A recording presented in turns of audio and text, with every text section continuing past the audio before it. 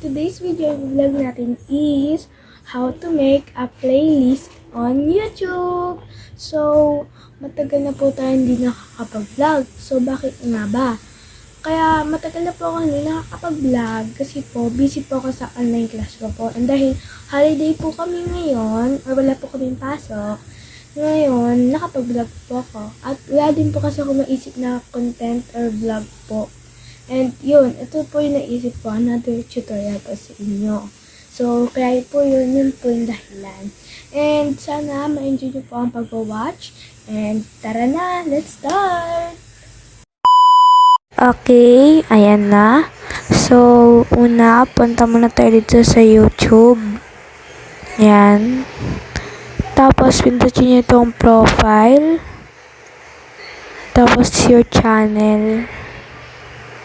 Tapos, yan, pili lang kayo ng videos na gusto nyo. Tapos, pag nakapili na kayo, pindutin nyo itong 3 dots. And then, yan, save to playlist. And yan, nasa my tutorials video na siya. And yan, naka-public siya. So, kung gusto pang gumawa, new playlist lang. And then, yan, isip kayo ng title. So, ang ano yun ko lang is playlist example. Yan. So, naka-private siya. So, pwede nyo naman siyang baguhin in public. Tapos, create lang. Yan. Tapos, list. Yan. Nandito na siya. So, paano nyo makikita yung playlist nyo? Nandito na siya sa tabi ng videos. Ayan. Ito yung playlist example. Kung gusto nyo pa mag-add, yan.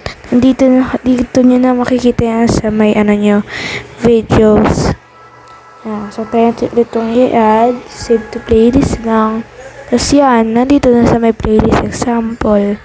So, ganun lang siyang kadali.